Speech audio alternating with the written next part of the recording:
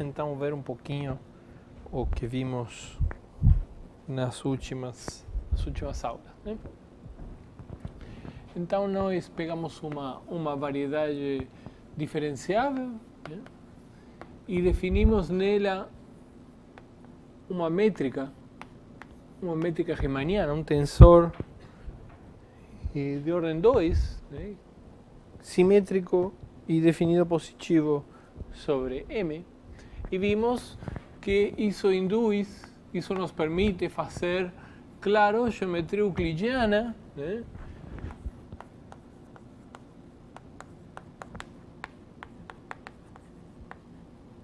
Geometria euclidiana em cada ponto, né? em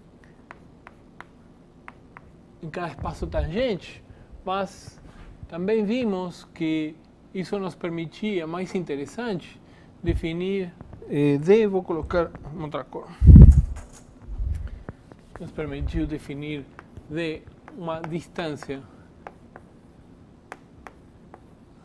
riemanniana. Tudo que sabemos, por enquanto, é que ele é contínuo, né? Que ele induz a mesma topologia que a que nós já tínhamos em M, né? Por outro lado, nós definimos uma noção de derivação covariante, né? Isso nos permite derivar campos sobre M, derivar em particular isto automaticamente, e isto que nos dá, né? La derivada de campos ao longo de M, isto que nos dá derivadas campos ao longo de funções. ¿Sí? Nos permitiu também definir uma noção de transporte paralelo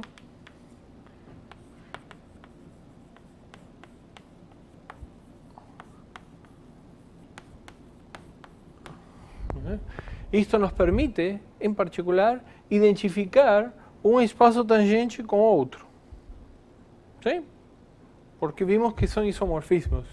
Claro que esses isomorfismos dependem da curva, né? Mas são isomorfismos, né? Então, nós vimos isso, mas isto é muito geral. O que a gente quer é que essas duas coisas se comuniquem bem, né?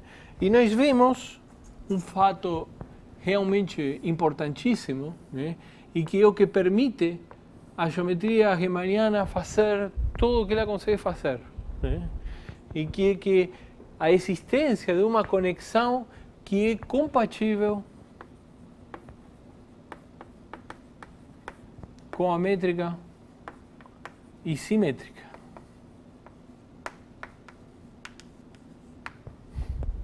¿Sí? Uma coisa, e vimos que de fato isso, embora seja a base da geometria riemanniana, é este fato, né?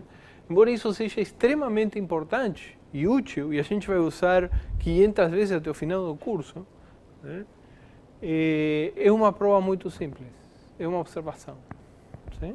Uma vez que vocês mostram a fórmula de Koszul, aí fica automático. Uma coisa importante é que, assim como a derivada de campos induz naturalmente derivada de funções, também induz automaticamente derivação de tensores. ¿Sí? E o motivo é o seguinte, né? Bom, primeiro, se vocês pegam uma função diferenciável sobre M, vocês podem pensar que f é um tensor. ¿Sí? Vocês podem pensar que, na verdade, f é uma função que pega, ou seja, vocês podem pensar que isto é isto, né? Por quê? Porque, bom, o que seria isto? Isto seria uma função que pega um produto de zero tensores, de zero campos de vetores e dá uma função. Bom, mas zero campos de vetores é o zero, é um ponto. Ou seja, isso pega um ponto e me dá uma função. Ou seja, é uma função. Sim? Uma maneira meio estranha de ver uma função, mas é uma função. Da mesma maneira, um campo de vetores em M pode ser visto também como um tensor, graças à identificação que sempre existe entre o duplo dual e o próprio espaço vetorial. Né? Como, bom, eu penso, então, isto como um campo tensorial sobre as formas, ou seja, ele pega uma forma e me dá uma função. Sim? Isto aqui tem que pegar uma forma e me dar uma função. Quem é esta função? É a que a gente usa para identificar o duplo dual com o próprio espaço, ou seja, isto é isto. Sim? Assim pensado, isso que está aqui é um tensor. Muito bem. Então, a questão é que é muito simples derivar agora tensores. E de fato você só tem uma maneira de fazer. Por exemplo, formas. Né? Peguem ômega, uma forma sobre M. A gente quer derivar. A derivada de um tensor vai ser um tensor igual ao anterior, mas com uma variável a mais. Ou seja, se um tensor de tipo R0, por exemplo, me dá um tensor R mais 1, 0. Uma forma é nada mais é do que um tensor de tipo 1, 0. Quando o segundo é 0, a gente não coloca na anotação. Né? Então, eu vou querer que a derivada de ômega seja um 2 tensor.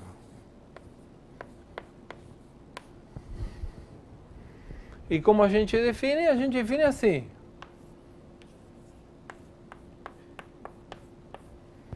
O que a gente pode fazer com ômega?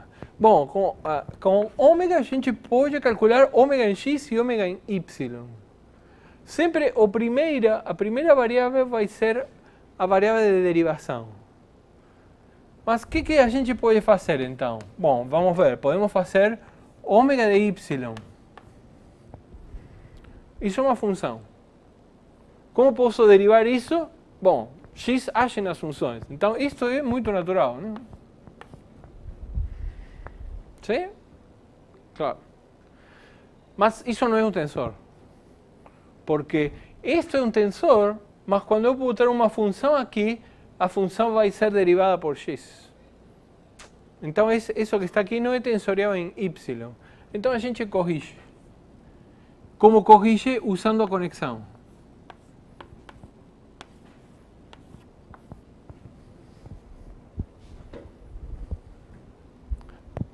Sim? Isso que está aí é um tensor agora. Porque é óbvio que é tensorial em x, porque esta expressão é tensorial em x e esta é, e o que estragava de y é corrigido por isto. Porque justamente isto aqui não é um tensor por causa desta parte, né? por causa da derivada da função que multiplica, a verdade, x da função que multiplica y. Então cancela a xuxinha. Né? Isso que está aqui é um tensor.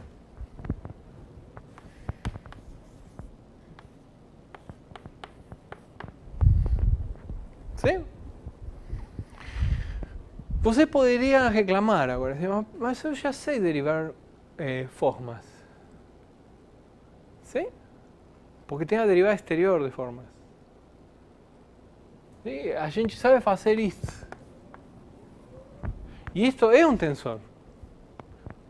Mas é mais do que um tensor. Isso é uma forma. Isso que está aqui não é uma forma. Isso que está aqui não é alternado em geral. Isso aqui é só um tensor. Isto que está aqui é uma forma. E isto que está aqui depende só da estrutura diferenciável da variedade. Isso que está aqui depende da conexão.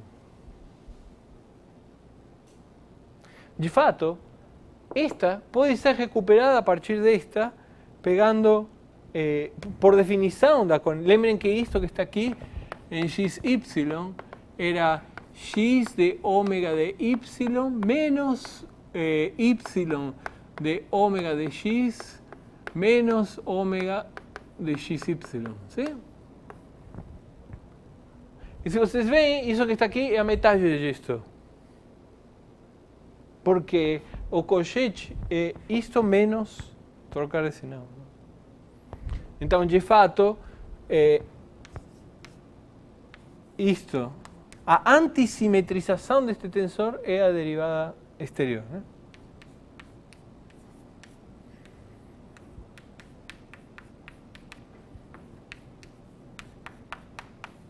Isso porque estamos usando que a conexão é simétrica. Lembrem, para nós, a partir de agora, a conexão sempre vai ser essa, conexão de Levi-Civita. Sim? Então, é muito fácil derivar uma forma e a gente deriva, de fato, qualquer tensor da mesma forma, né? Se temos T, um tensor de tipo R0, ou seja, pega R campos e dá uma função, eu posso agora definir a derivada de T, que vai ser um R mais um campo, um R mais um tensor, campo tensorial sobre M, definido igual. Ou seja, eu quero definir isto. X0, X1, XR. R era a ordem do original. Sim? E como a gente faz? Mesma coisa. Né? Vocês não têm muita escolha. Então, o que vocês fazem? Vocês pegam, esta é a variável de derivação, sobram estas. Então, vocês vão calcular T nesses. Isto eu posso, por isto. Isto dá uma função, porque tem um tensor. Então, eu derivo esta função.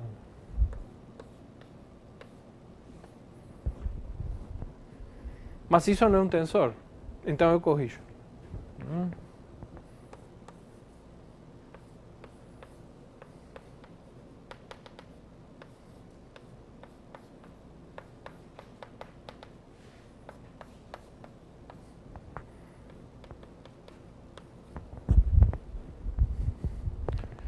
Isso agora é um tensor.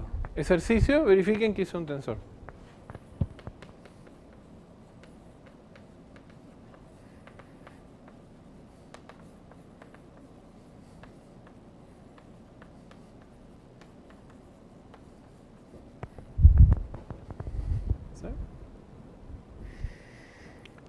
E é claro que se em vez de R é um tensor tipo RS, é a mesma coisa. A gente faz exatamente o mesmo. Vai dar um tensor de tipo R mais 1 S. Só que aqui vai aparecer formas e aqui vou ter que corrigir as derivadas das formas. Mas é exatamente a mesma coisa. Sim? Observem de fato que mais, né? Esse tensor, para ter tensor, tudo que a gente precisa é que a imagem seja um fibrado vetorial. A gente aqui está pensando que a imagem é R, sim? Que pega campos e dá uma função em R, mas poderia dar uma seção num fibrado. Por exemplo, poderia pegar um campo e me dar um campo. ¿Sí? Que isso está naturalmente identificado com estas coisas, né? Pela identificação que tem o duplo dual com o próprio espaço. Mas, por exemplo, então, se temos T dos campos, um tensor, aqui, então como a gente deriva? O que vai dar? Bom, vai dar um tensor que pega dois campos agora, em vez de um, e me dá um campo. Então, mesma regra. Esta é a variável que deriva.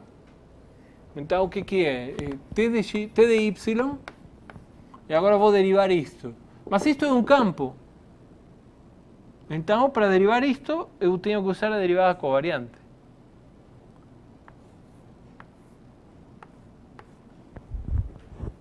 Sim? Mas isto não é um tensor, então corrijo.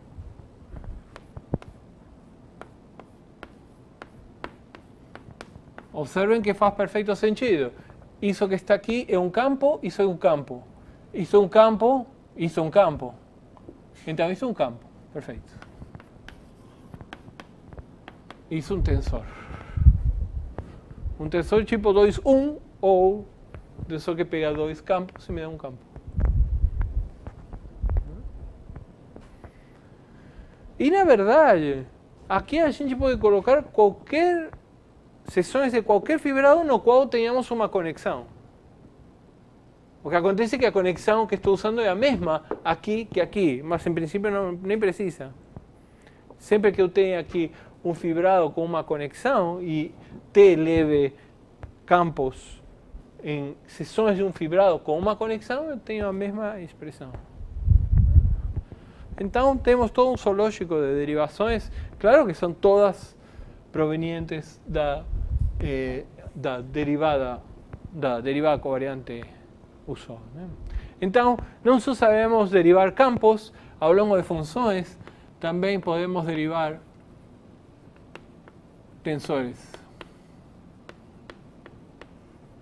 E nos dá um tensor. ¿Sí? Só que de ordem 1 a mais. Mas é um tensor.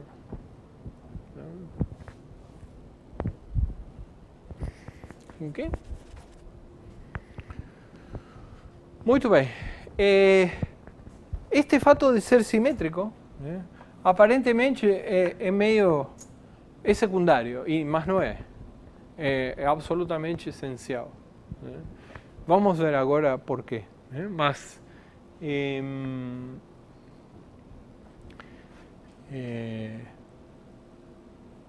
para isso vamos dar um pequeno leminha chamado lema de simetria.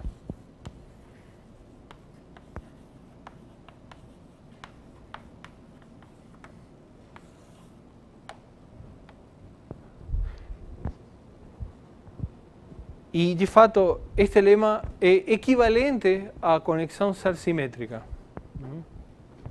E diz o seguinte: suponha que vocês têm uma função φ de um aberto de R2 para a nossa variedade que tem a métrica e a conexão. O único que precisamos é que esta seja simétrica.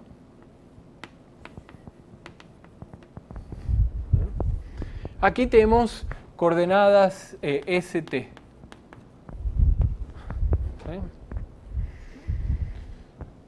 Então diz o seguinte. Bom, então como vimos,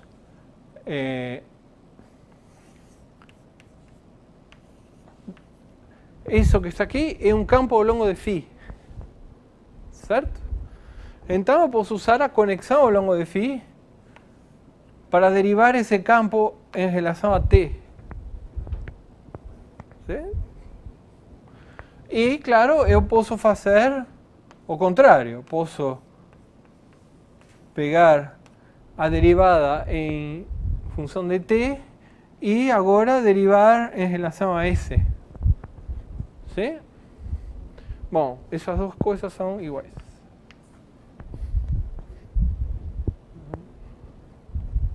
Não é nada óbvio por que devia ser, né?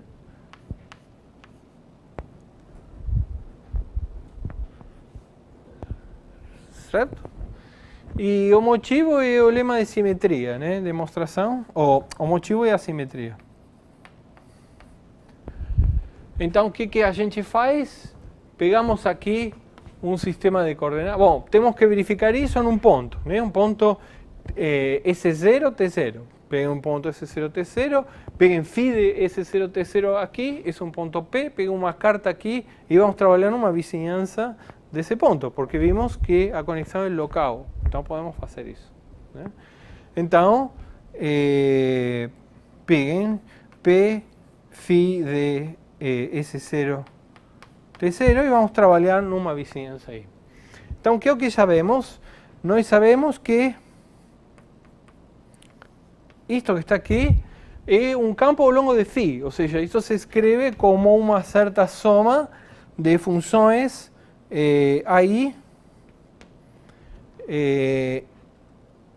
derivada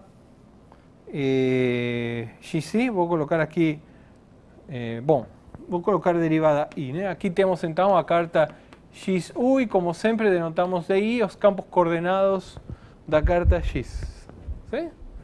Estes campos são os campos em R2, estes são os campos aqui. Certo? Muito bem. Então, isso aqui é de I composto com φ. E, de fato, sabemos quem são os a subir, né? Os a subir nada mais são do que calcular isto em xi, né? Mas então, isso é φ composto com xi, a derivada disto em relação a t. Essa é a expressão da diferencial. Né? Muito bem, então quem é esta? Então quem é?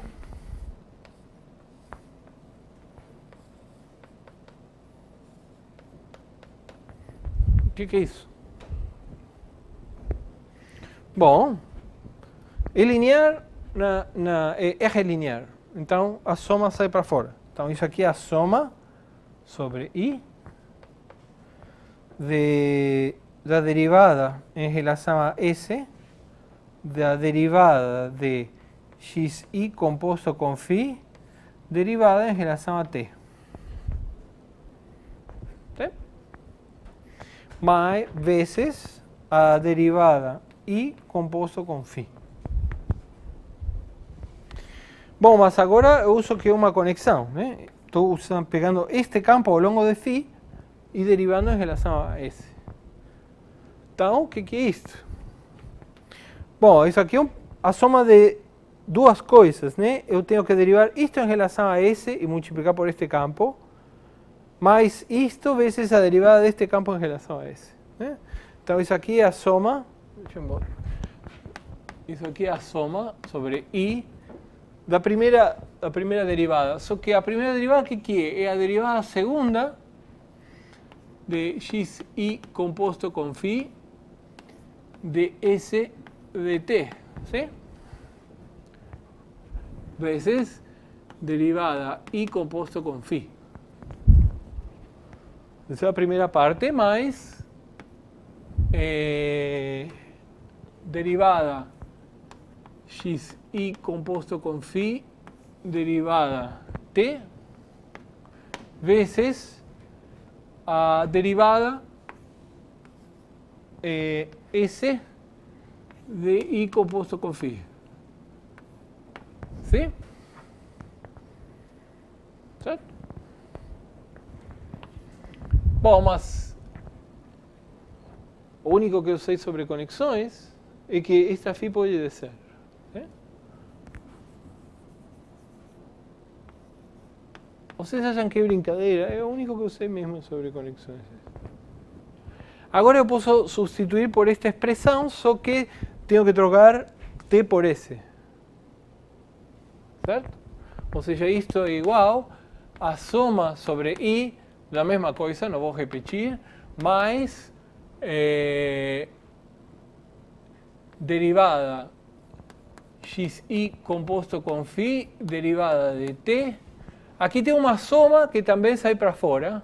Então tem uma soma sobre J agora. Da derivada de derivada xj composto com φ, derivada S, derivada j composto com φ, derivada I. ¿Sí? Só substituir isto por isto e botei a soma fora. Mas sim, essa aqui é tensorial aqui. Essa função sai para fora. Certo? Então, vou escrever aqui mesmo. Então, isso aqui é derivada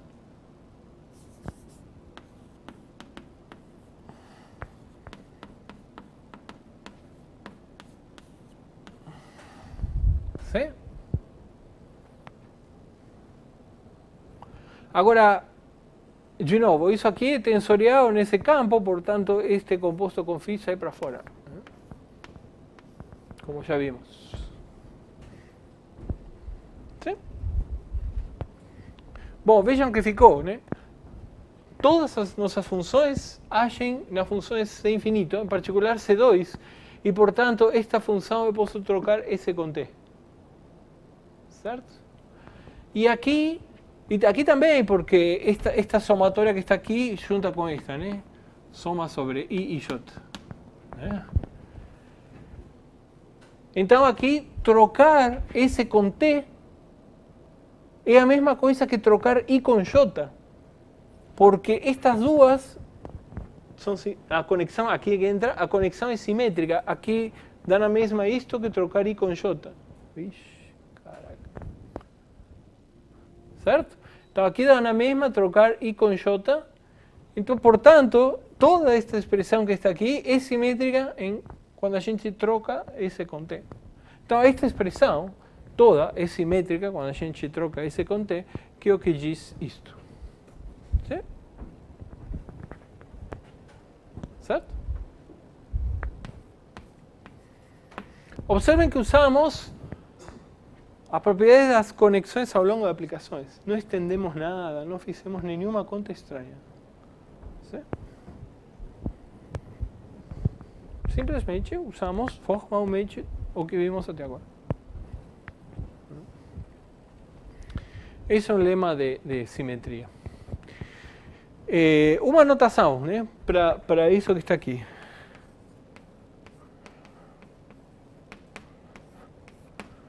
Quando a gente pegar uma função de R2, eu vou escrever assim, eu vou escrever φt. Isso vai querer dizer, claro, isto.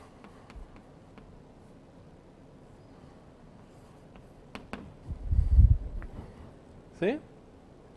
E vou escrever a mesma coisa com esse. E vou escrever agora, então, φ ts, a derivada segunda, mas não a derivada, a diferencial da diferencial. Como sempre, isso que está aqui é um campo ao longo de φ. E vou derivar em relação a S. Mas se é um campo, vou derivar como campo. Ou seja, isto é isto. Sim? E não leva a confusão, porque φ é uma função, φt é um campo e, portanto, isso só pode ser a derivada covariante. Certo? Está claro? Então,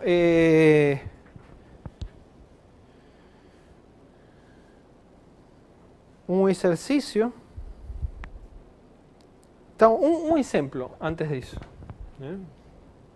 Então, um exemplo disto. Um exemplo de como a métrica induz a conexão. O que acontece neste caso? Então, exemplo. Um exemplo importante. Suponha que vocês têm M, uma variedade riemanniana,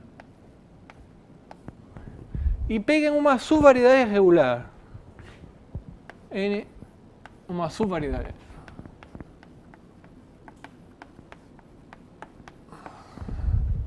Sim?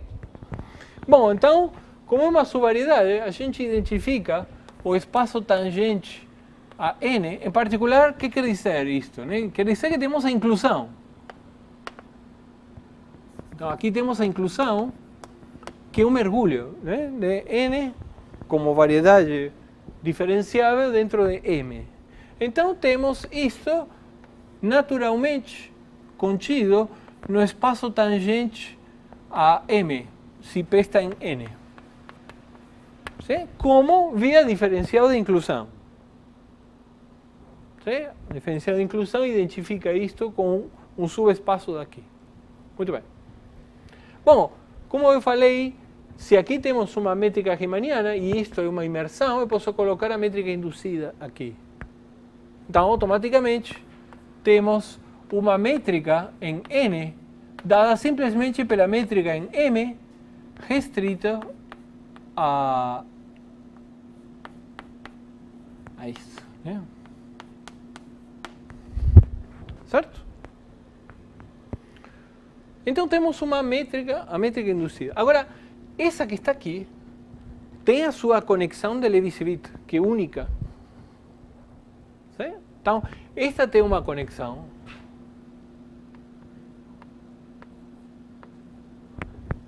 Vou colocar, só para fazer as coisas claras, um superíndice, só para que fique bem claro qual é a conexão. Porque agora temos outra conexão, certo? Aqui, isto é uma métrica riemanniana em N. E, portanto, tem a sua conexão.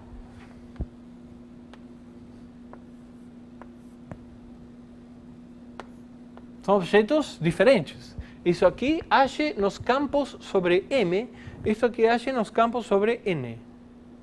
São coisas totalmente diferentes. Muito bem, mas também a gente sabe que esta conexão induz uma conexão ao longo da inclusão. Sim? Deixa eu colocar I em vez de inclusão. Sim?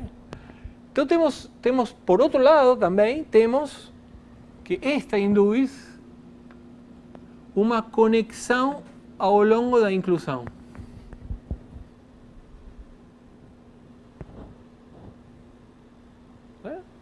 Então, I é uma função que pega campos em N, campos ao longo da inclusão e dá campos ao longo da inclusão. Por outro lado, isso que está aqui pega campos em N e campos em N e me dá um campo em N.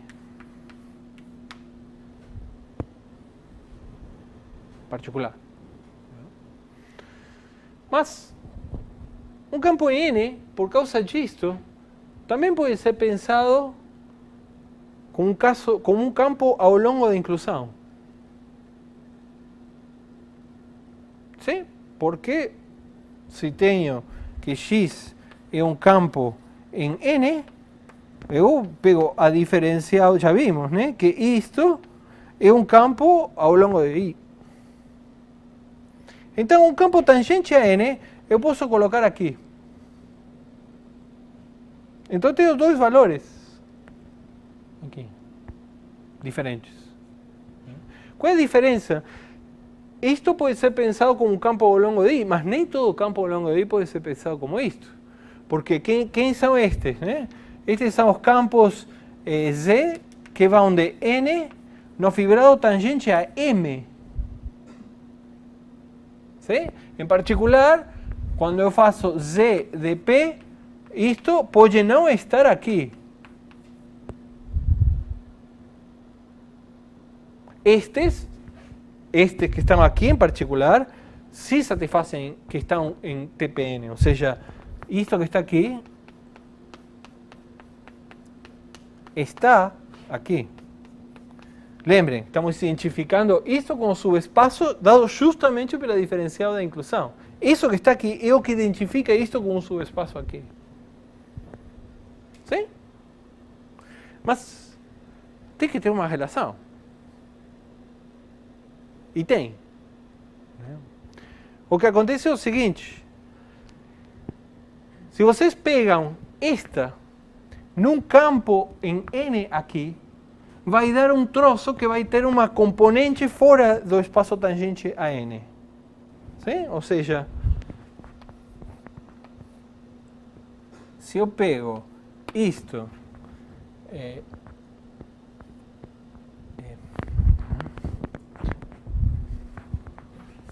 então, se eu pego agora X e Y campos em N, e eu faço isto,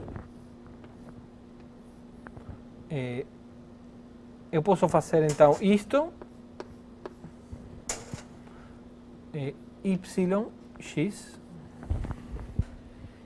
e eu posso fazer isto.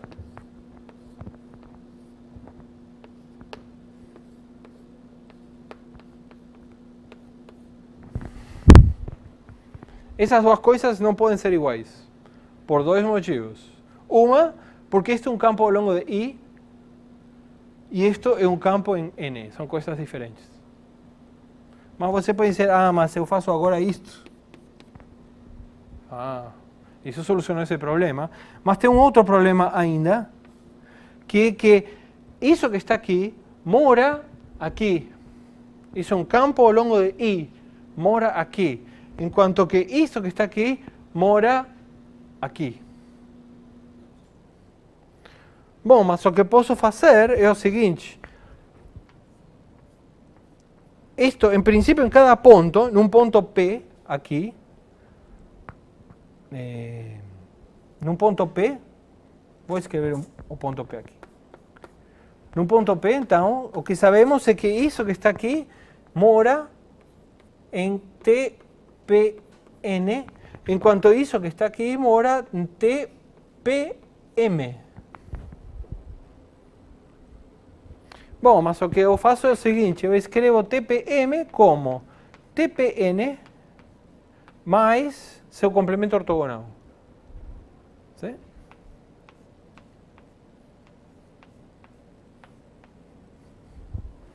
Que eu vou chamar assim. Isto é um espaço euclídeo, né? Então, dado um subespaço aqui dentro, tem seu complemento ortogonal. Isso é geometria euclidiana. Bom, então agora eu posso pegar um vetor, este vetor que está aqui, e decompor como sua parte tangente a n e sua parte normal a n. Então o que eu faço é pego a projeção ortogonal aqui.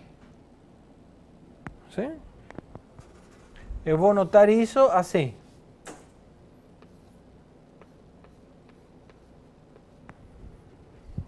Sim? Estou pegando a componente aqui. Como uma soma direta, todo vetor aqui se escreve de forma única como uma coisa aqui e uma coisa aqui. Estou pegando uma coisa aqui. Bom, agora sei. Isto e isto, os dois moram em TPN, por definição. Estou pegando a componente aqui. Então, agora está tudo certo. Bom, está tão certo que são iguais.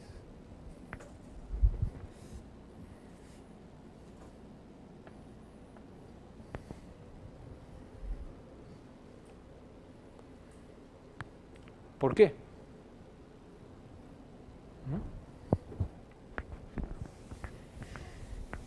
Então, por que essas duas coisas são iguais?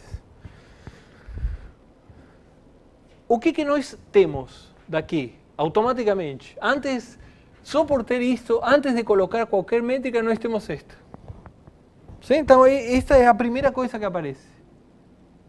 Aí eu coloco a métrica induzida em N, e aí é que nasce coloco a métrica induzida em N, e aí é que nasce a conexão de Levi-Civita de N.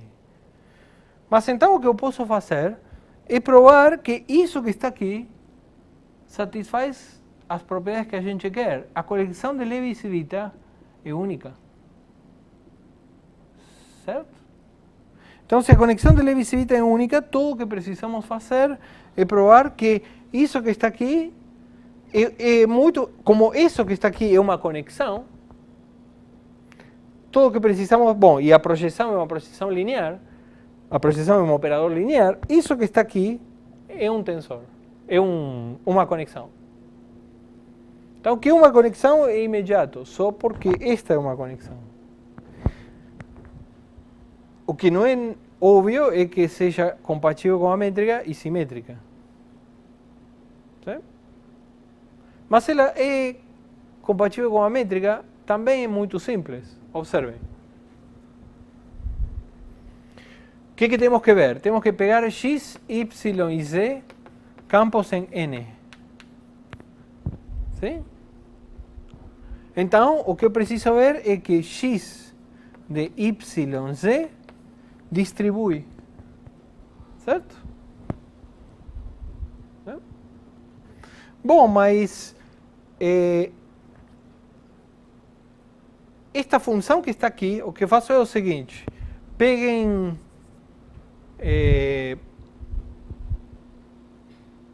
façam o seguinte, então.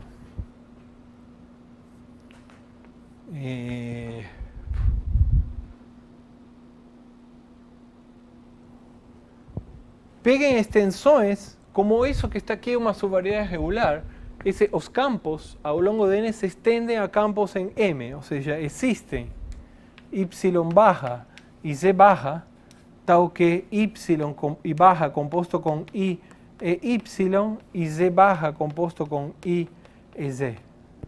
¿Sí?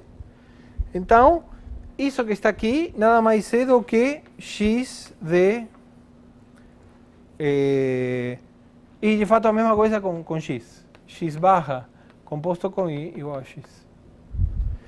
Então, isto é a mesma coisa por causa dessas propriedades que isto.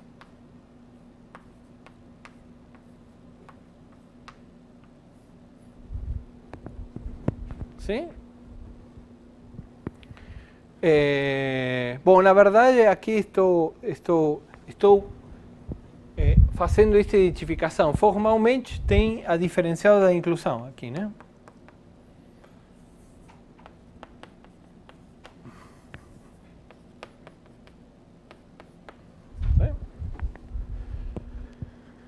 Então, isto é a mesma coisa que, por definição de diferencial,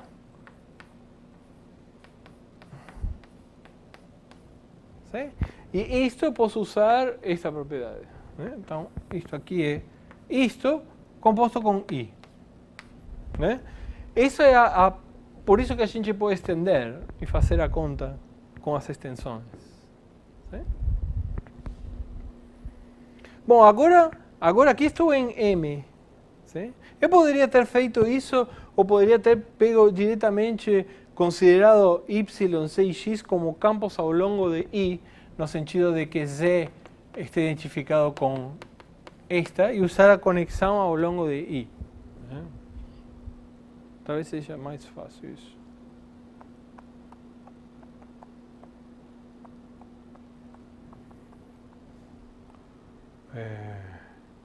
Bom, mas o que a gente sabe que é compatível, a compatibilidade com a métrica segue só para campos em M por enquanto. Vale em geral, vale também para campos ao longo de I, mas então vamos usar o que a gente sabe. Isto é isto, né? Esta é a conexão em M, x barra, y barra, z barra, mais a outra y barra derivada de z barra ao longo de x barra. Todo composto com i. Vou omitir esse i. Certo?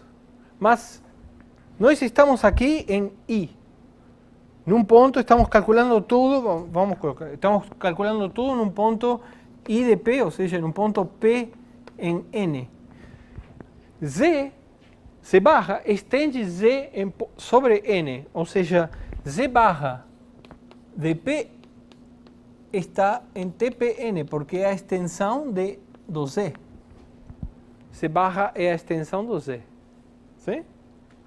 Então, isso que está aqui, esta parte que está aqui,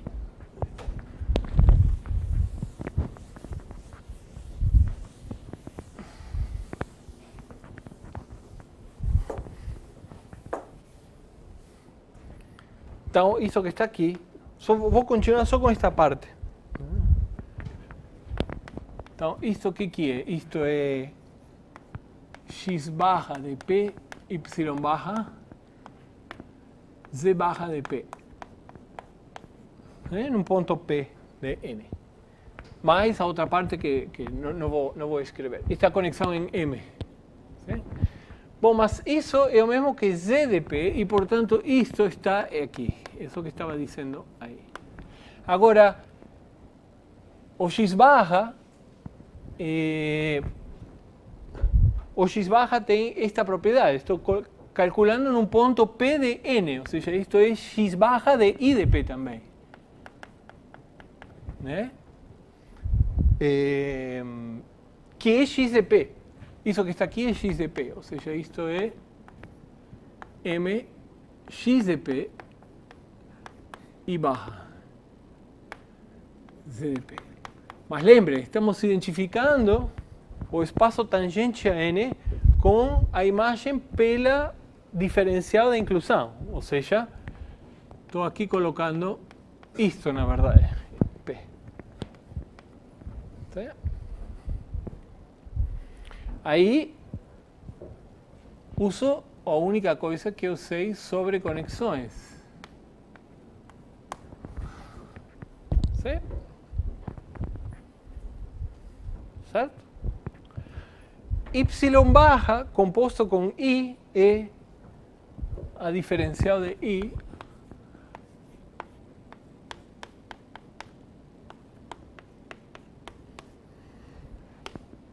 está conectado em M. Mas na verdade, agora, o que estamos pensando aqui é a conexão ao longo da inclusão, né? CDP. Então vejam bem, isso que está aqui está em TPN. Isso que está aqui está em TPM. Mas o produto interno só depende da componente que isso tem aqui. A componente ortogonal não aparece. Sim? Morre quando eu faço o produto interno. Ou seja, eu posso colocar aqui isto. Posso pegar só, não sei onde coloquei em cima. Então, posso pegar a projeção ao espaço tangente de N, porque o espaço normal, quando eu faço a componente normal, quando eu faço o produto interno com isto, morre. Sim? Bom, mas isso é justamente o que está aqui. Sim? Ou seja, essa conta o que diz é que isto é igual a x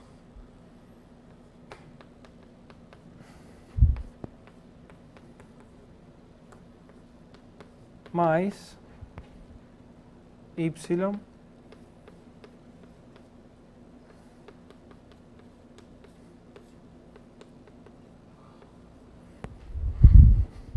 ¿sí?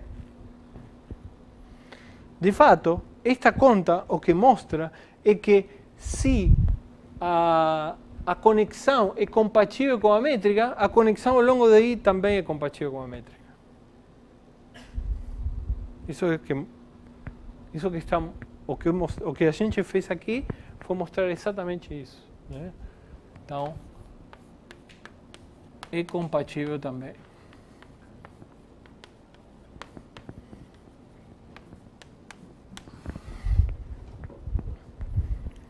Muito bem, então isso mostra que esta conexão é compatível com a métrica. E é simétrica, para ver que é simétrica, a gente faz um truque parecido, né?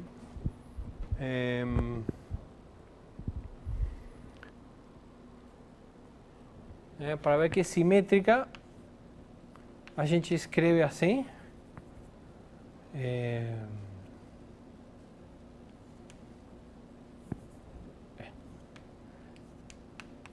Primeiro vê sem a projeção, né? O que é isto? Menos y x. E a gente faz esse mesmo truque que fizemos aqui. Isso que está aqui que é essa conta que fizemos aqui em cima, né? Isso que está aqui é a mesma coisa que isto. X barra y barra composto com I menos y barra x barra, esta que está aqui é a conexão ao longo de I, esta é a conexão ao longo de M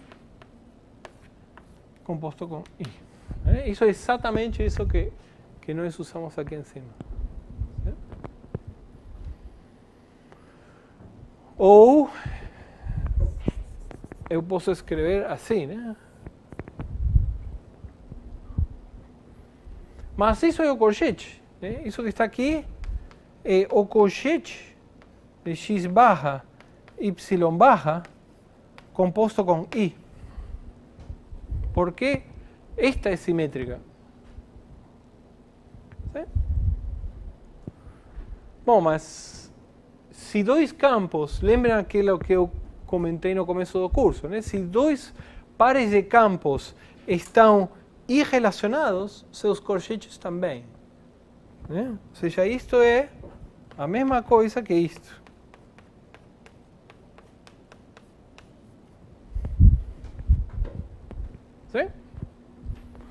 que é tangente a n.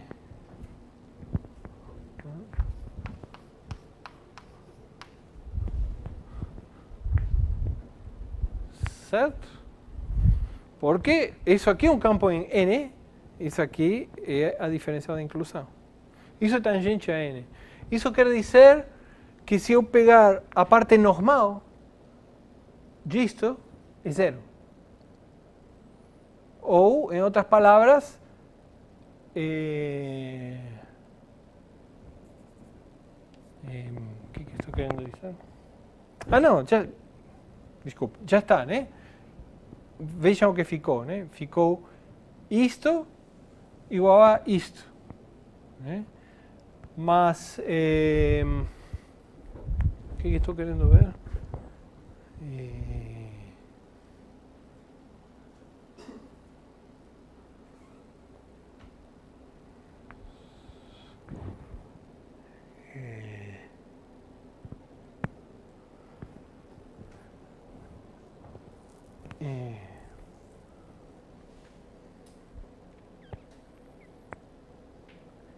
Isso não é bem o que eu queria.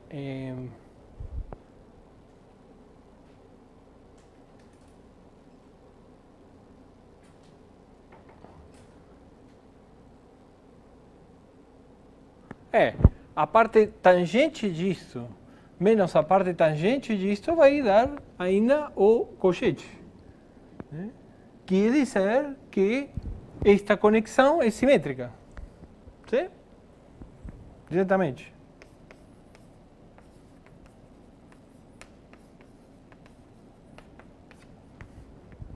Então é simétrica e compatível com a métrica.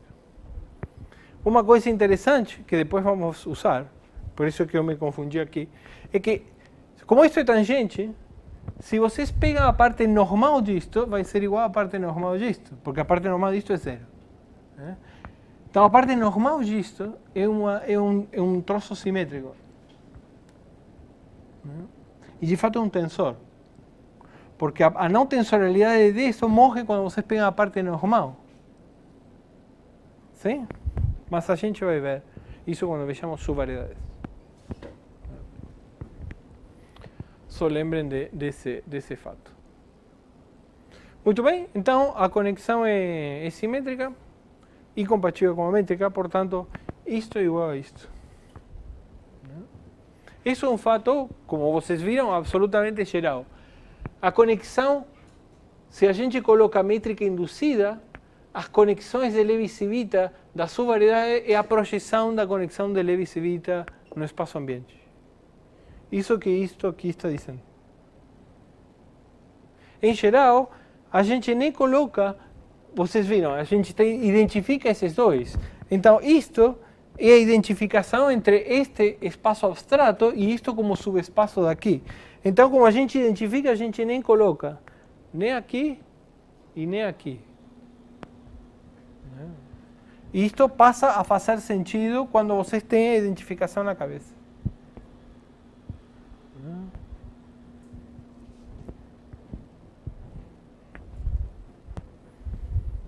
Certo?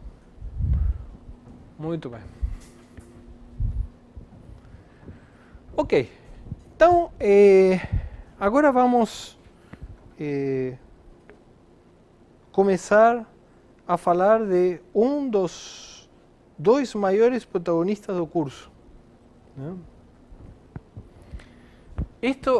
Todo isto que está aqui é o substrato, né? Métrica riemanniana induz uma conexão. Podemos derivar campos, temos transporte paralelo. Essas são nossas ferramentas. Agora vamos começar a criar a geometria, né? Isso não é um fim, por exemplo, isso que está aqui não é um fim em si mesmo, né? Isto é só uma maneira de derivar campos.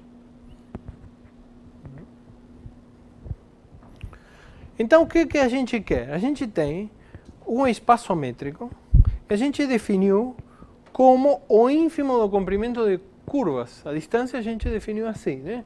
Como o ínfimo dos comprimentos de curvas unindo dois pontos. Então, a pergunta absolutamente natural é: será que existe um mínimo? É um ínfimo.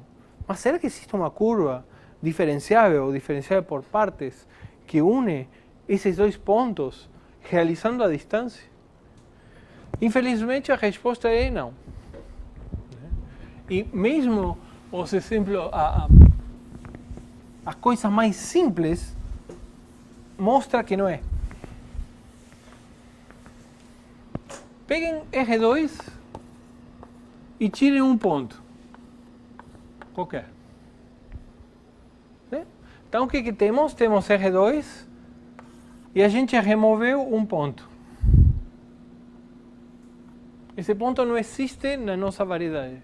Estou pegando aqui a métrica induzida como subconjunto R2. Sim? Em particular, a gente sabe que as curvas que minimizam a distância são as retas. Então a pergunta é, qual é a curva que minimiza a distância entre este ponto e este ponto? Só tem uma, que é a reta, mas a reta passa pelo zero, que não está no nosso espaço. Então, dos dois pontos quaisquer, pode não existir uma curva que minimiza. Mas, vocês podem pensar o seguinte, bom, tudo bem, mas o que acontece é que esses pontos estão longe. Mas esses pontos podem ser pegos arbitrariamente próximos da origem.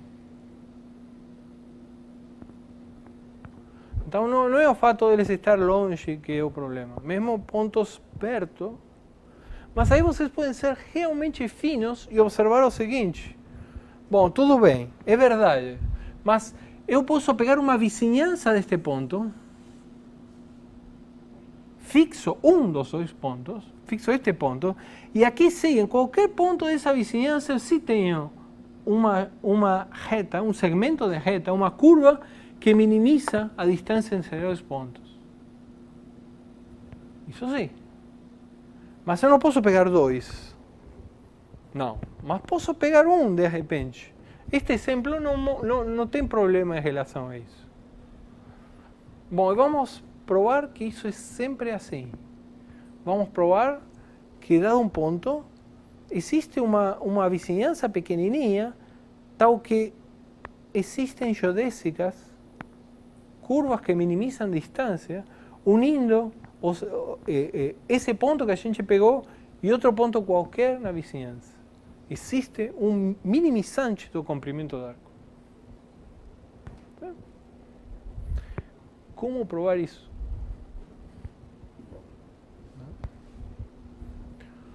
Bom, para isso temos que voltar 400 anos no passado.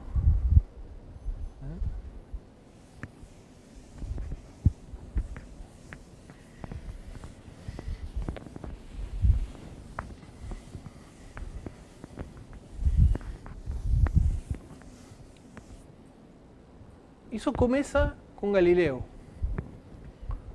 no ano 1638. Galileu estava interessado no seguinte problema. Suponham que vocês têm aqui um ponto, aqui outro ponto, e vocês querem uma superfície de forma tal que quando vocês pegam uma bolinha aqui e deixam rodar pela gravidade, só pela gravidade, ela chega aqui no menor tempo possível. Sim? Então Galileu disse o seguinte: peguem uma reta aqui e peguem um segmento de reta. Qual é o ângulo que tem que ter esse segmento para que o tempo seja mínimo? Resposta: Galileu calculou e viu que era 45 graus. Isso que está aqui tem que ser 45 graus. Resposta correta, claro. É Galileu. Aí Galileu disse o seguinte: bom, agora pega um círculo que una este ponto e seja tangente a vertical aqui e a horizontal aqui. Um círculo, né? Ou seja, aqui tem um círculo grande, estou pegando aqui um quarto de círculo. Tem um quarto círculo.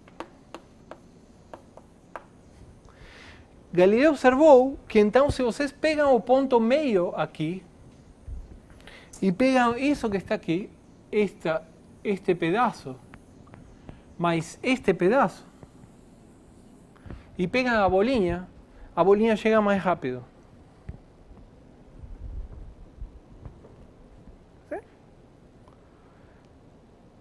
Portanto, Galileu deduziu, então, a curva que minimiza o tempo é o círculo, é meio círculo. Errado. Isso que está aqui está no livro Os Discorsi de Galileu. Discursos sobre duas novas ciências. Esse livro é absolutamente espetacular. É uma das obras primas da ciência que a humanidade já produziu. Esse livro é extraordinário. Não só pelas coisas fantásticas que Galileu diz, sino até pelos erros que ele cometeu. É sensacional. Neste livro, Galileu demonstra que os objetos não podem cair no vácuo, não pode cair um objeto mais pesado mais rápido que um objeto mais leve. Ele demonstra isso. Qual é a demonstração de Galileu disso? Sensacional. Olhem só. Peguem um objeto grande. Peguem um objeto pequeno. Vamos suponer que os grandes sempre caem mais rápido que os pequenos. Grande quer dizer pesado, né? Isso me refiro. Podem ser iguais, mas este é pesado e este é leve. Então, a regra é, o mais pesado cai mais rápido que o mais leve. Então, este cai mais rápido que este. Muito bem. Agora, peguem um arame leve e unam os dois objetos.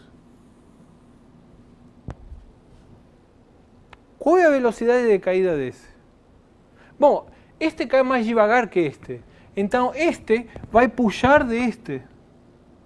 E os dois juntos vão cair mais devagar do que este. Certo? Concordo. Mas vejam bem, este e o cabo é um objeto mais pesado que este. Então vai cair mais rápido. Mais rápido e mais devagar. Não pode. Contradição. Observem que coisa elegante, simples, e que vocês não precisam mais do que pensar. Esse tipo de experiência mental é atribuída muito a Einstein. Einstein gostava muito desse tipo de argumento. Mas isso já vem de muito antes. Né? Isso está neste livro. Este livro é extraordinário. Eu sugiro vocês a lerem este livro. Neste livro, Galileu usa a ideia de cardinalidade com bijeção 300 anos antes de Cantor. Ele estava interessado em entender por que os objetos resistem à fratura. ¿Sí? Então, ele pensava que o que acontecia é que, como a natureza aborrece o vácuo, então o que acontece é que os infinitos átomos que têm uma barra, por exemplo, fazem vácuo e evitam que a barra quebre.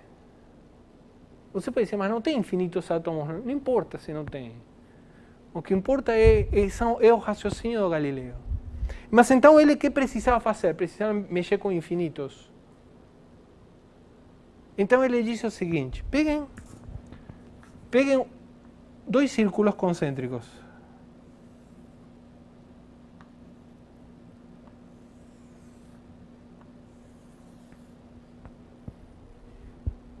E ele disse, observem que a quantidade de pontos é a mesma. Porque se eu, para cada ponto daqui, eu pego um segmento e tenho um ponto daqui. E para cada ponto daqui, eu tenho um ponto daqui. Essa ideia de bijeção do Cantor, sensacional. E aí, em seguida, ele disse o seguinte, peguem, suponham que é uma roda,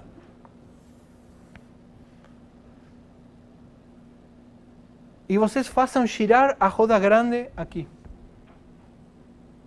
¿Sí? O que acontece? A roda pequena também se arrasta, né? Também roda.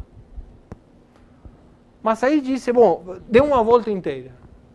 O que aconteceu? Ele disse, esses dois comprimentos são iguais, mas esse comprimento e esse são diferentes. O que aconteceu? Ele disse, então tem infinitos espaços vazios deixados quando a roda se arrastou. Isso não faz sentido. Se ele tivesse usado a própria ideia dele de bijeção, teria percebido que isso não fazia sentido. Teria usado a mesma ideia de bijeção. E ele não fez. Mas todo esse tipo de raciocínios que aparecem nesse livro são absolutamente sensacionais. Gente, 300 anos antes de Cantor. Cantor, Dieudonné disse que Dedekind disse que os trabalhos de Cantor eram de quebrar a cabeça de qualquer pessoa. Era um troço maluquíssimo. 300 anos antes, Galileu usou a ideia de bijeção para provar que tinha a mesma cardinalidade. Esse livro é absolutamente sensacional. Eu recomendo fortemente vocês lerem esse livro. Então, esse problema,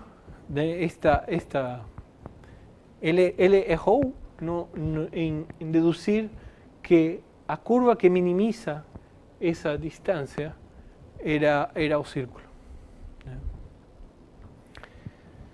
Quase 60 anos depois, Johann Bernoulli atacou esse problema e resolveu o problema. Ele demorou, mas resolveu o problema. Não é o círculo, é um cicloide. Mas aí ele propôs o problema para a comunidade, como um desafio. Resolvam o problema, qual é essa curva? E deu 6 meses de prazo para resolver. Aí, Leibniz deu para Johann Bernoulli uma solução, L'Hôpital também, o irmão do Bernoulli. E aí, a pedido de Leibniz, pouco tempo antes que vencesse o prazo, 6 meses, ele disse, mas por que você não estende e dá possibilidade para os estrangeiros participar? Pedanteria, certamente, né? Então, o que eles fizeram? Eles abriram o prazo e bom, ficou por isso mesmo, mas pouco tempo antes de vencer o prazo, eles provocaram o Newton. Desafiaram o Newton. Bom, isso está bem documentado.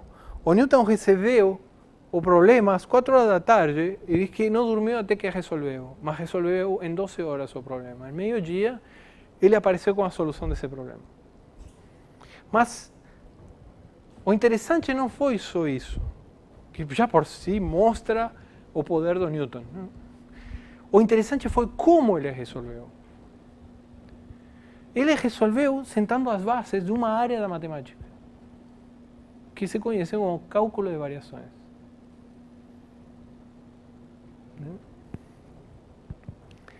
Tem uma lenda que diz que quando Bernoulli foi... mas como foi publicado? A Sociedade Real Inglesa publicou a solução de Newton anonimamente, a pedido de Newton. Porque ele não gostou nem um pouco que os estrangeiros desafiassem ele. E diz a lenda que a prova, o artigo, chegou nas mãos de Bernoulli. E diz que olhou para o artigo, depois de ler a demonstração, baixou e disse, eu reconheço ali um pedaço da garra. Não se sabe se é verdade essa lenda, mas deveria ser, mesmo que não fosse. E certamente é uma mostra do poder do Newton.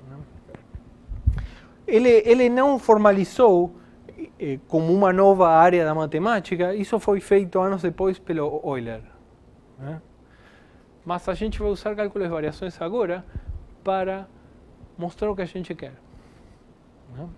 Vamos usar várias vezes durante o curso o cálculo de variações. Qual é a ideia do cálculo de variações?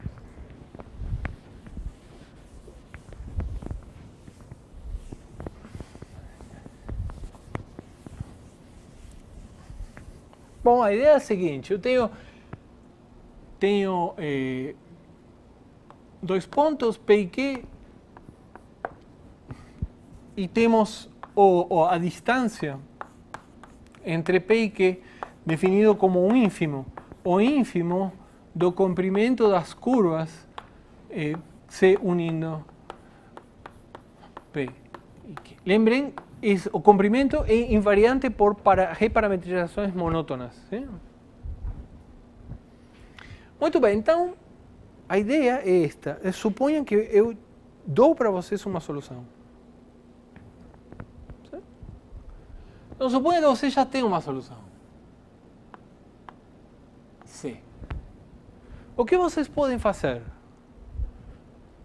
Podem variar-se.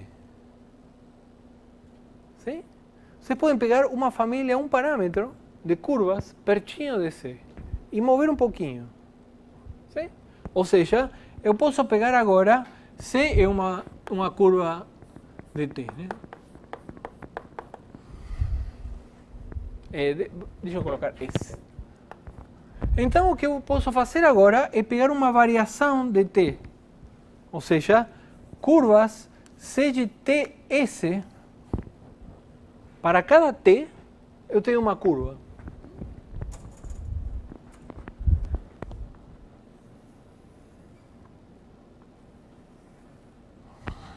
Sim? Então, agora tenho, para cada T, uma curva CT. Sim? Vou colocar Sim, vamos colocar aqui. Sim? Então, temos uma família a um parâmetro de curva. Bom, então eu posso calcular o comprimento de cada CT. Claro que estou supondo que C0 é a C original. ¿Sí?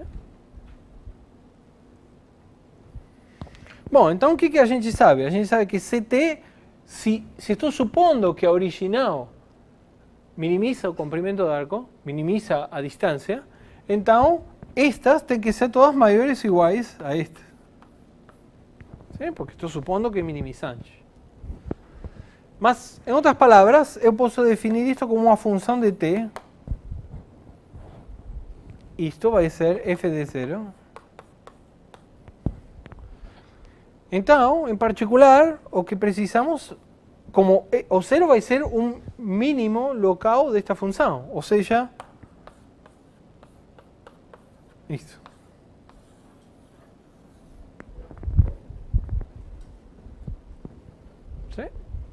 Tem que ser um ponto crítico. Ou seja, é a ideia de funcional.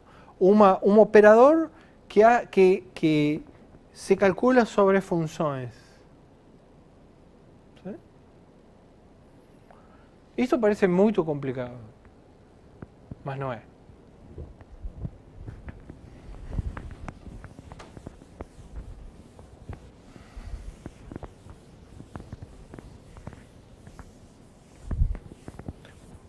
Vamos usar tudo agora. O lema de simetria, a compatibilidade com a métrica.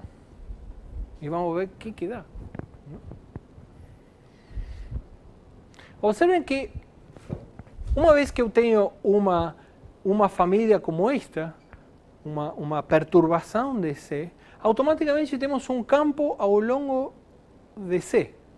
¿Sí? Temos V de S, que é a derivada em relação a t para t igual a 0 de CTS. ¿Sí? Isso é um campo aqui. É o que se chama campo variacional. V. Campo variacional.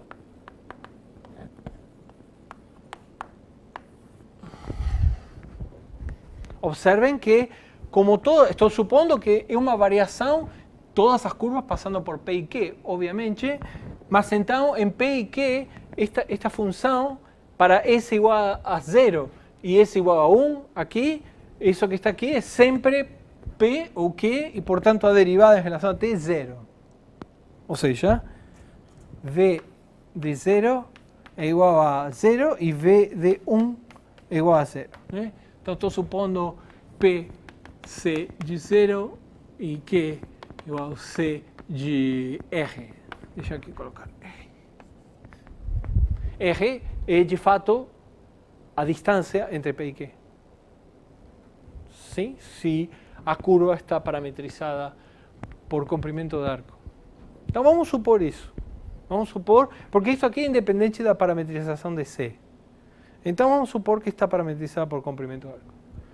Então, C parametrizada por comprimento de arco, R então é a distância de P a Q. Certo?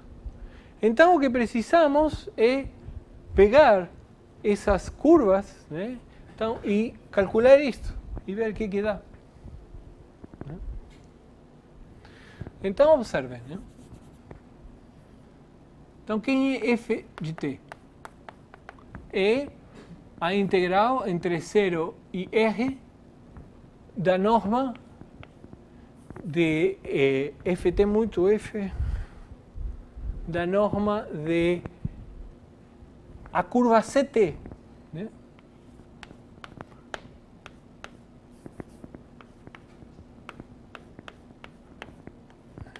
Essa derivada se refere a derivar em relação a S. ¿Sí?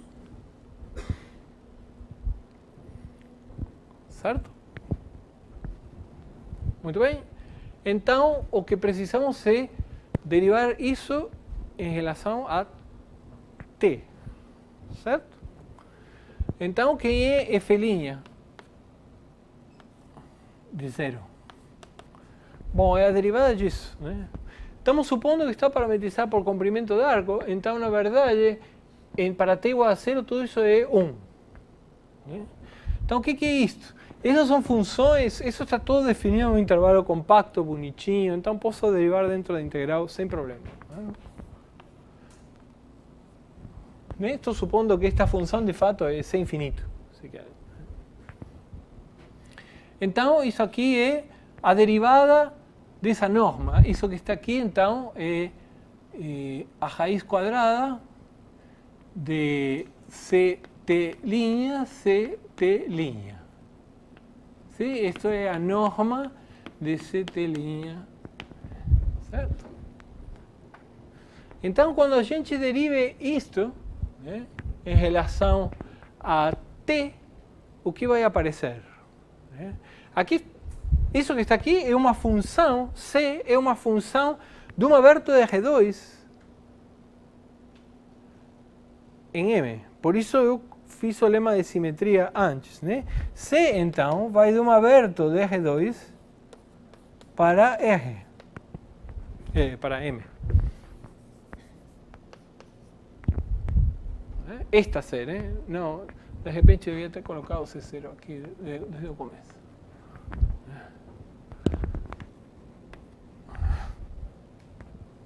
Certo? Então tenho que derivar isso que está aqui. Muito bem, então qual é a derivada desta função? É 1 dividido a raiz, no zero, tenho que calcular no zero. É 1 dividido a raiz do mesmo, vezes a derivada em relação a t disto. Lembrem, essa linha é derivada em relação a S. Sim? Mas em zero, tudo isto em t igual a 0. Restrito t igual a 0. Em t igual a 0. Mas em t igual a 0, isso que está aqui, para t igual a 0, é a norma da curva original que estamos supondo que está parametrizada por comprimento de arco. Então, isso que está aqui é a função 1. Não aparece. Isso simplifica as contas. Por isso que eu supus que estava parametrizada por comprimento de arco. ¿Sí? Então, tudo o que precisamos calcular é isso. Como eu falei, se a métrica é compatível com a conexão ao longo de qualquer aplicação é compatível com a métrica. Em outras palavras, Isso que está aqui nada mais é do que a integral entre 0 e R. Isso que está aqui é um campo ao longo de C. Isto é um campo ao longo de C. Este também. Então, isto é a derivada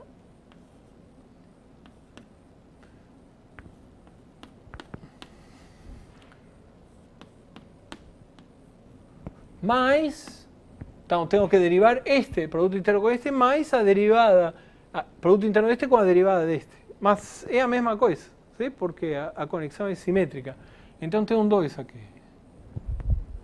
Certo? ¿Sí? O que estou usando é isto, que se eu pego x de y, isto é x, y mais y, xy. Mas a métrica é simétrica. Isto é duas vezes x, y. Isso que eu usei aqui. Mas vamos, que é isto, né? Isso aqui é a derivada, é pegar a função c e derivar em relação a s, ela. E depois a derivada covariante em relação a t. Ou seja, em vez de isto, posso colocar isto, né? Em vez disto, coloco isto.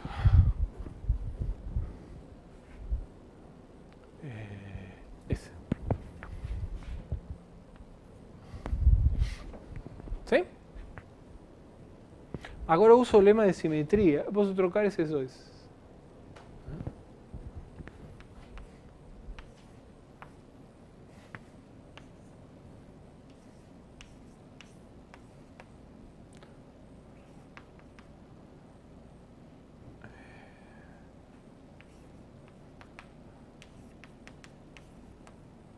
Tudo en t igual a 0, ¿no?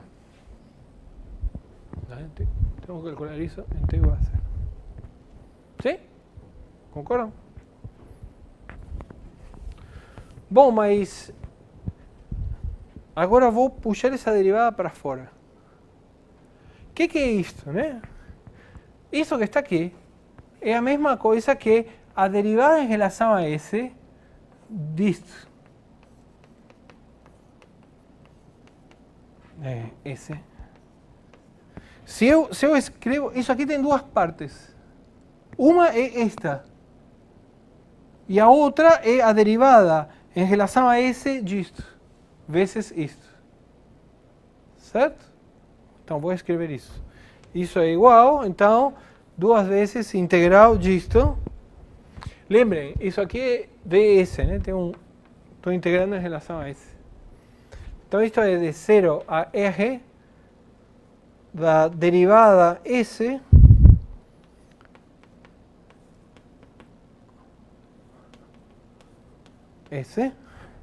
de S menos a outra parte. Menos duas vezes a integral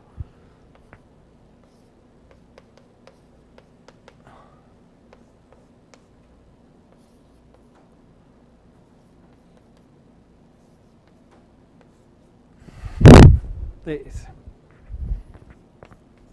Tudo em t igual a 0. Sim? Isso, a única coisa que eu fiz foi usar que isto é isto mais isto. Porque a métrica, a conexão é compatível com a métrica. Está claro? Bom, mas aqui é a derivada em relação a S e estou integrando em relação a S.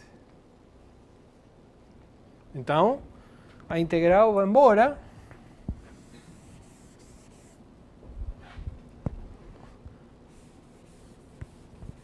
O que fica é isto em t igual a 0 entre 0 e R. Mas para t igual a 0, isso que está aqui é o V.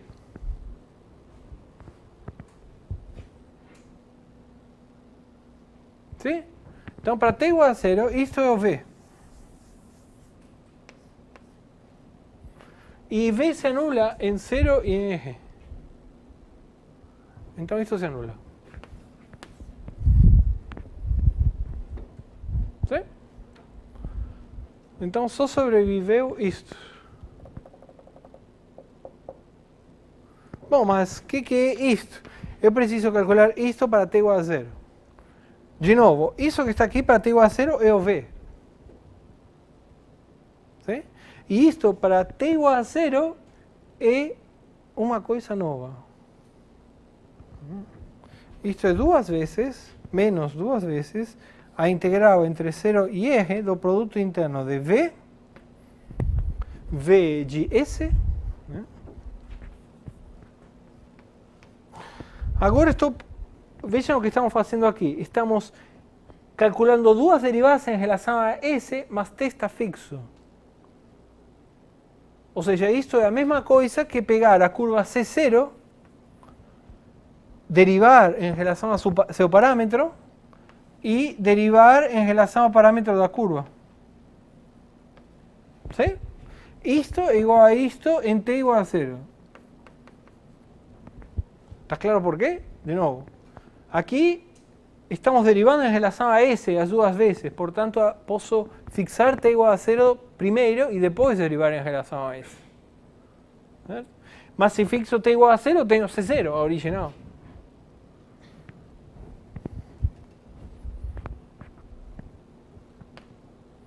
Ou seja, isto é... Vou tirar esse daqui.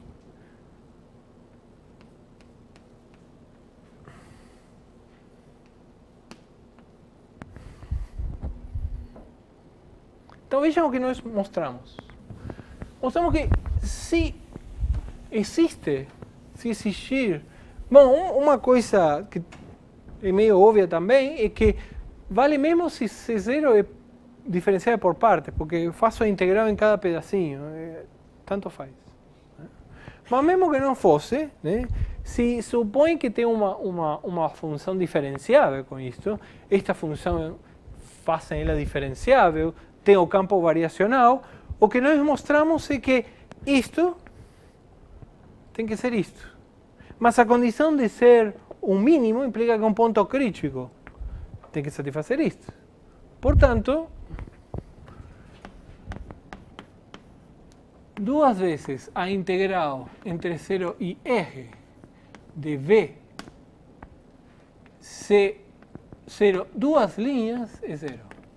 Isso que está aqui, eu vou notar por C, duas linhas.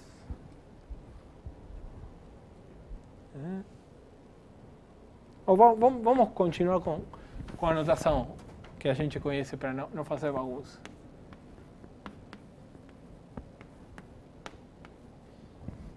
Então, isto é 0 para toda variação. ¿Sí? Para toda CST, tal que S0 é C0 de S. ¿Sí? Bom, mas eu afirmo o seguinte, qualquer campo ao longo de C0 é um campo variacional.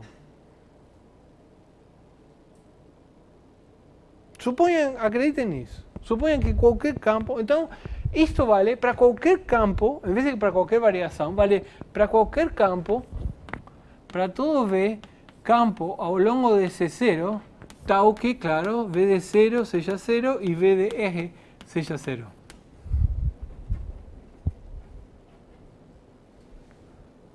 Bom, mas como pode acontecer que esta integral seja 0 para todo o campo? Só se isto é 0. Por exemplo, eu posso pegar como V este campo, multiplicando por uma função positiva só para que seja 0 nos extremos. Né? Então, isso mostra que isto é 0 unicamente se isto é 0.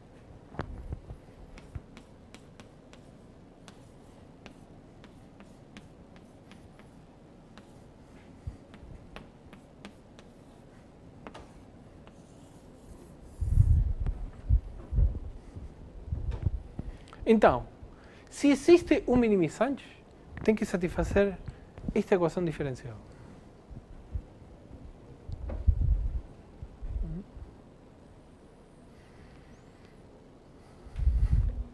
esto não deve ser surpresa para vocês, se vocês lembram das equações de Euler-Lagrange. A ideia é a mesma. A ideia é a mesma. Sim? Então, se é minimizante, tem que satisfazer isso. Bom, nós vamos mostrar que vale a recíproca. Primeiro, que sempre que existem, isso aqui é uma equação de segunda ordem, que não é linear, mas é muito bonita, e, portanto, vão sempre existir únicas soluções, vamos ter existência, unicidade, e o que vamos ver é que, quando a gente pegar uma dessas soluções, localmente ela é minimizante. Globalmente pode ser que não, mas localmente ela vai ser minimizante. Essas curvas, as curvas que satisfazem isto, vou tirar o zero que já não faz mais. Né? Uma curva que satisfaz isso se diz ser uma geodésica.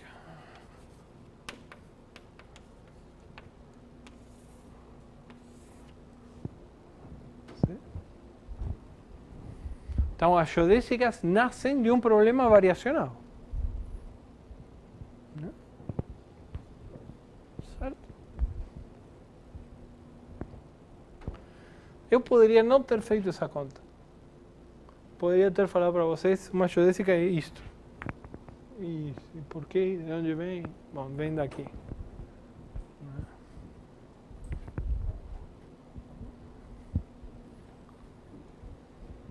Observem o que usamos. A única coisa que nós utilizamos foi a simetria. Aqui usamos a simetria para poder trocar isto. E a compatibilidade com a métrica. Para tirar, primeiro para derivar isto, colocamos aqui. Né? Tínhamos dois termos. Né? Colocamos aqui, trocamos e puxamos para fora. Sim?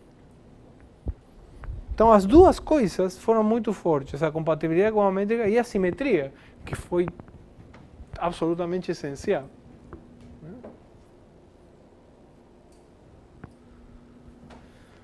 Alguma pergunta?